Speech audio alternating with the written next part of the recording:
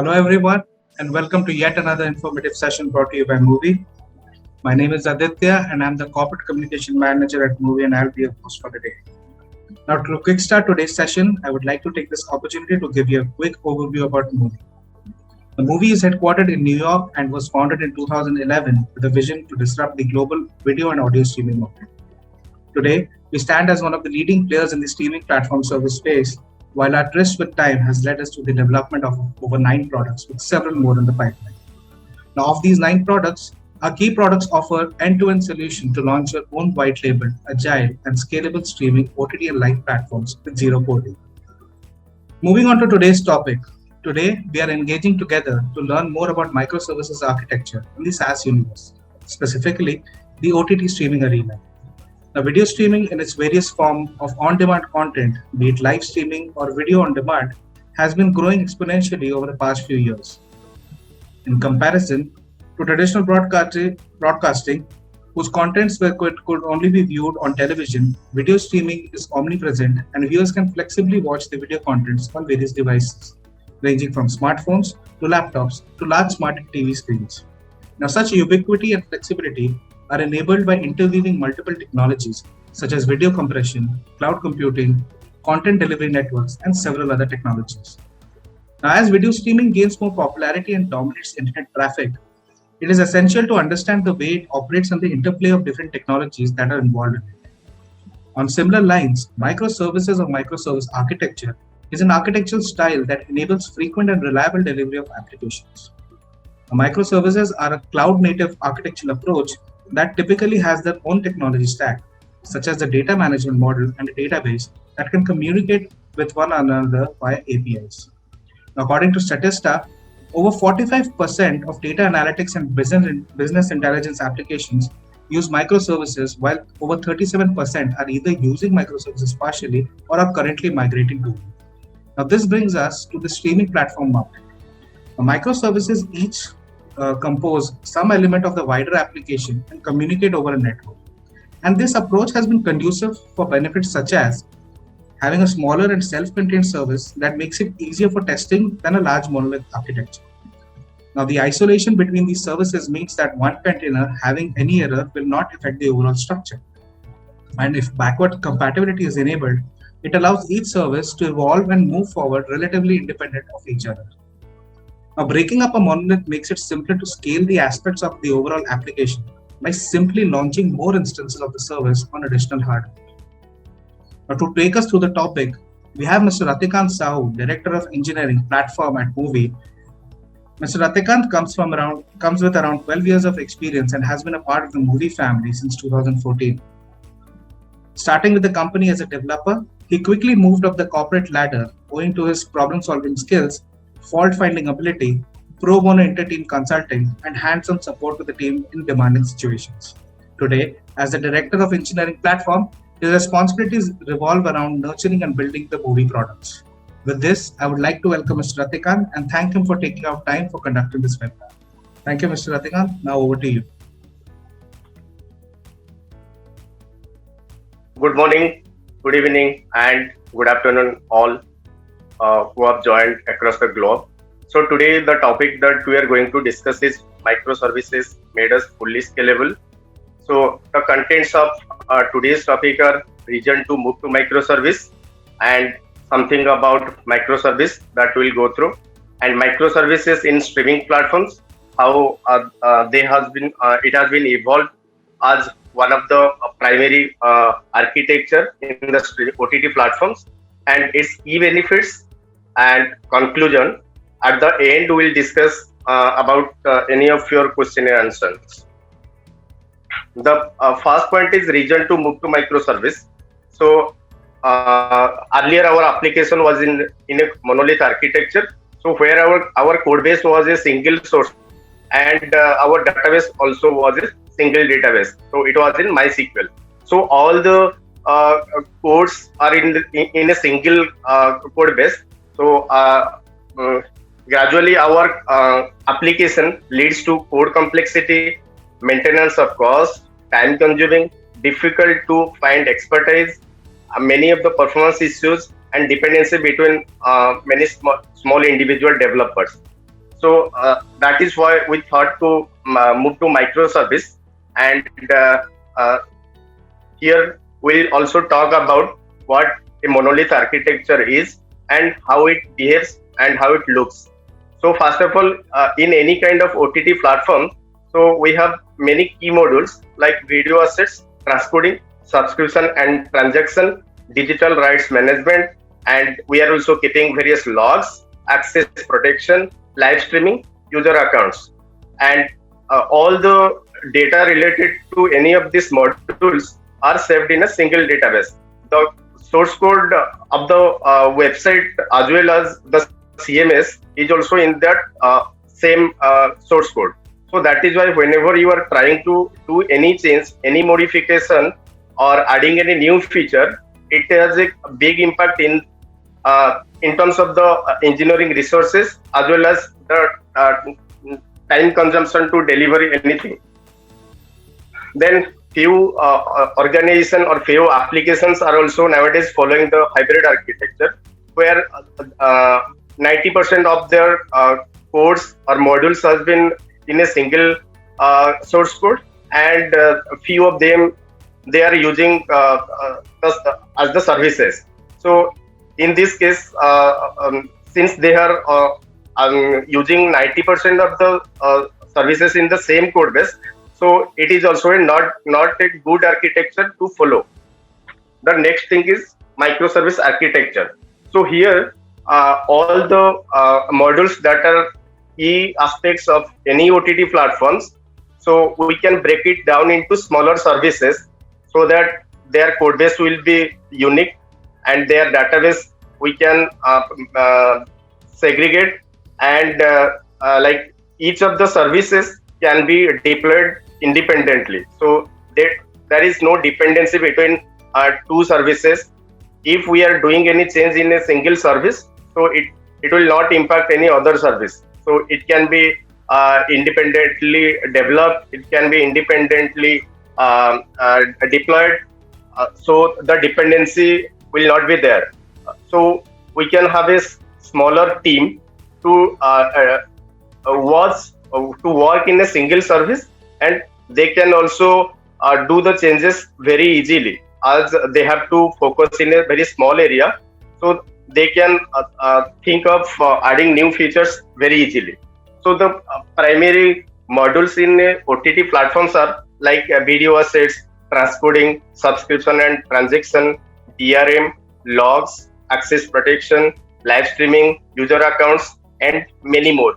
So whatever you can think, you can add any other module as a service that has a key functionality, and everything like in a microservice architecture, you have to put a API gateway, so that will be exposed to the outside world. So any of the application that wants to connect to your application, so it can be connected using via the API gateway. Now we will talk more about the microservices. So there are few key principles of microservices. That is single responsibility principle. So a class or function or microservice should have one and only one responsibility. So if we try to do more things in a single microservice and it doesn't have a single focus, so it will create a very problem going forward. So the code again will become like a monolith application. So there will be too much conditions, too much code base. So it will again lead like a monolith application. Second principle is like build around business capabilities, focus on certain business functions, never restrict a technology stack or database. So you can take a call as per the requirement of that service. So it depends on you what technology stack you want to use there, what database you want to use there. So as per the need, so you can take the decision. Suppose you are going to store a very huge amount of data. So there you can use databases like MongoDB or Elasticsearch like this. the next principle is infrastructure automation. So you can automate the infrastructure, the deployment process. uh, the next principle is you make it and own it. So however you think of having the ownership of a service, so as per that you can design it, and also you own it so that you can add any new features onto it. So design for failure means there will be proper backup process for handling of failure cases in case of monolith application. So if anything goes wrong or anything fails, then the total application fails. But in this case, if one of the service is failed, then the other services are still working. So your whole application will not break. Microservices in a streaming platforms. So like the primary aspects of an OTT platform is like a CMS portal where you can manage everything. The settings are there, the menu are there, so that you can upload your content, you can monetize, and it interacts with some management APIs. So that will be like handled by your application. So in terms of the cloud architecture, so you can add flexibilities like scalability, multi-latency, monitoring, global reach, security billing. So as per the requirement of a single service, you can add all these aspects. So in terms of the cloud architecture, and finally through this cloud architecture, you are exposing all your APIs through an API gateway. So that any client application or any third party application can be easily integrated into your OTT platform. Uh, uh, Here we'll talk about how different modules of any OTT platform works. So in this case, in place of the management APIs, so we can have many different modules. Like we can think of a live streaming management, a video asset management, a transcoding, subscription, digital rights management, billing, a video player, logs, UI, and the user module. So like so many other modules you can also add in the place of the management APIs. So what the UI here means is the website that you are providing to your end users so that they can stream the contents. So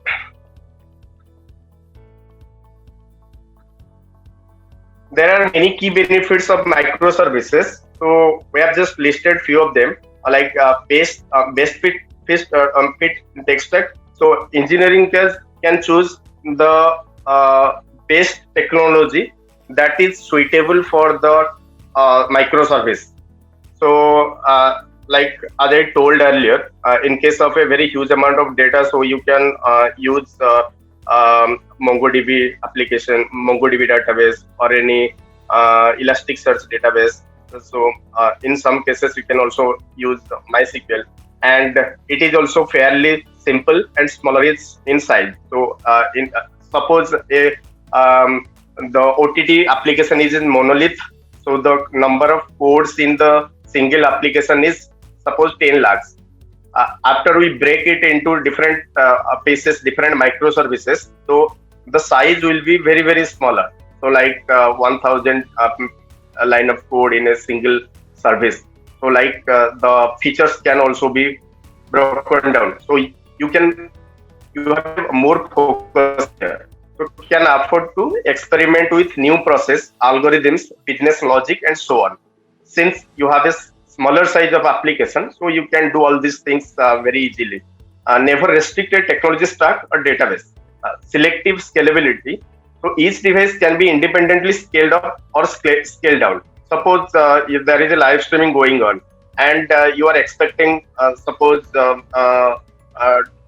20k users, so that you can scale it up as per the requirement. Suppose another customer comes and he has suppose 1 lakh visitors that may come, so you can increase the hardware accordingly.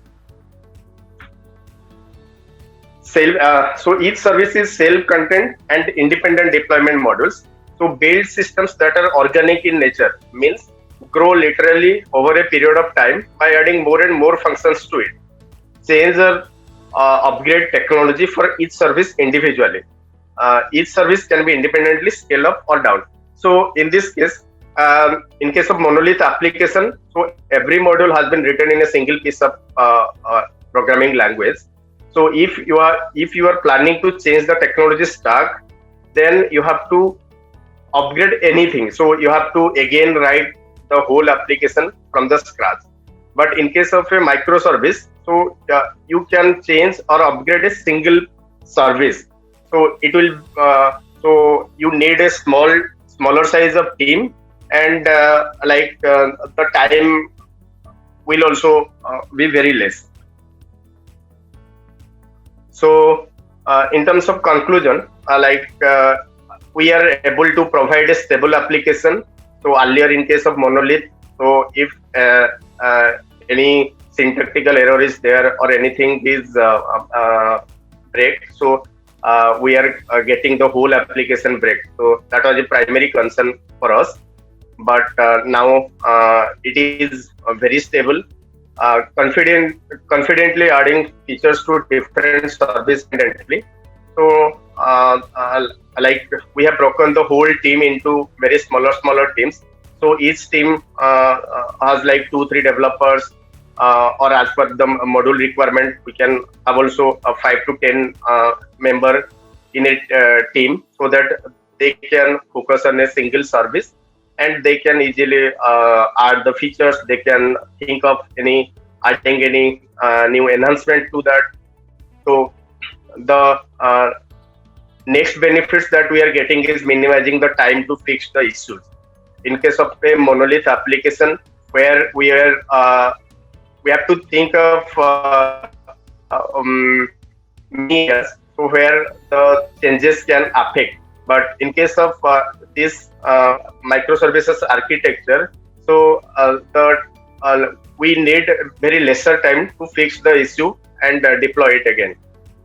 Less time to test the application. So in case of the monolith application, so our automation team were requiring almost 1 to 2 weeks to do the regression testing of our application. But nowadays, for a single service, if we are going to do the regression test, then it does not take more than a day.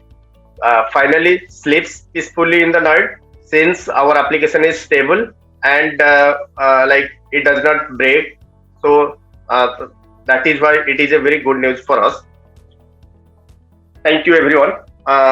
Feel free to ask any questions or queries you may have. Thank you, Mr. Ratikant, for sharing your insights on the details of microservices architecture and how it's beneficial for the OTT platforms. I'm sure it has intrigued our audience, who would now want to know if their current partner has moved away from this archaic architecture or not. We would like to open the forum for Q&A session. I would request the audience to pose their questions on the Q&A chat to discuss it in detail. So our first question is, what is multi-latency?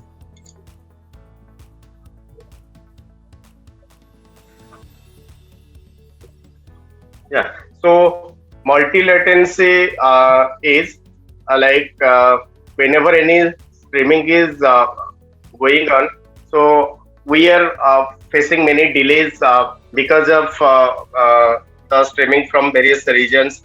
The users are from various regions. Right. A second question is how microservices can save time in fixing issues. Yeah. So in case of microservice, so the code base is a very small piece of code, and the database structure is also very smaller. So that is why whenever the developer goes to fix anything, so he can debug it very easily, and he can again find out the issue and the code number very easily, and he can fix that issue, and also the tester can also fix that issue within a very shorter period of time. Right. Our third question is, what role does microservices play in building customizations?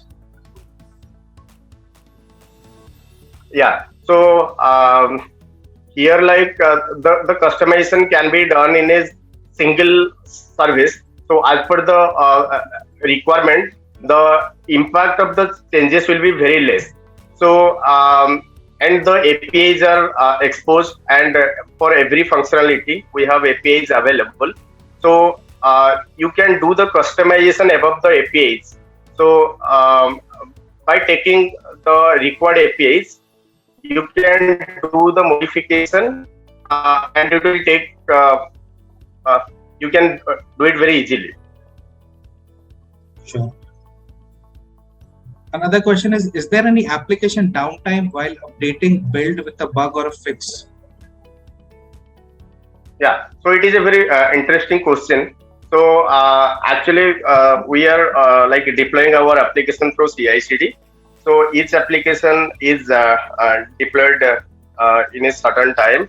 So it during the deployment, it does not affect the existing application. So once the deployment has been successful, so it will take the place of the existing module. So it will not affect the existing module. Sure. Now we have another question coming in saying, why should we use Elasticsearch as a database? Is it API based data store and optimized for search engine? Shouldn't we use a full-fledged database? Yeah, so Elastic database is used in case of you have a very heavy data to search with. So it is actually, you can scale the application very well, and the query fetching of the queries is very faster. So you can do a text search very easily with Elasticsearch. Sure. The next question is, if we develop a custom feature for one store using microservices and activate it with the same there, will it not affect the other stores? No, it will not affect, because the configuration of that store is still not enabled, and we have been testing that module irrespective of any store. So we are releasing the feature in a generic way so that it will not affect the other stores. So in which store only you will enable that feature, so it will impact, or it will view the changes only for that store. Sure. The next question is, how the microservices are communicating with each other? Yeah. So each microservices are communicating with each other with some private namespace. So they don't come outside. They don't come out to the outside world. So you can't even explore what are different microservices available in the application. So to get to any microservice, so you have to go through the API gateway. So there there is some discovery engine has been used, or it is a best practice. So it redirects to the specific service that it supposed to be. So, but between the microservice and microservice, it is a private namespace call. So, it is not open to the outside world. Sure. This is coming from our audience from Facebook. Why API gateway has a key role in microservices architecture? Yeah. So this is a very good question. So, your previous question was how different microservices communicate to each other. So since they have been communicating to them within the private namespace, so you cannot go through directly to the microservice. So that is also a security aspect of your application. So no one can explore whatever services you have. So to go to the outside world, you can go through a single API gateway, so that you can do any kind of restriction, any kind of validation in that API gateway. So whatever mechanism you are putting, like auth2 or any token system or any parameter system. So whatever approach you are taking to authorize the API request, so you can completely handle that inside that API gateway. So you can like restrict the number of hits in the API gateway. You can count whatever how many requests has been coming to the your application within a certain period of time. So all this calculation you can do in a single service. So that is API gateway. So it has a very major role in case of any microservice application. So the next question is, what are the challenges if one implements hybrid architecture? Yeah. So in case of hybrid architecture, it has very small pieces that has been used as different services, but still 80 to 90% features are there within a single code base. So it has still the difficulty to manage the source code, deploy the code, and handle any kind of concurrency, since the source code is still with a larger volume. This one is more of a personal preference question. Do you prefer synchronous or asynchronous communication between microservices, and why? So I'd be preferring asynchronous because in that case, so each request can be handled separately, uniquely. So it does not affect any other request. Sure. Next question is, what are the service practices that we have, that Movie has? Sorry, what are the security practices that Movie has?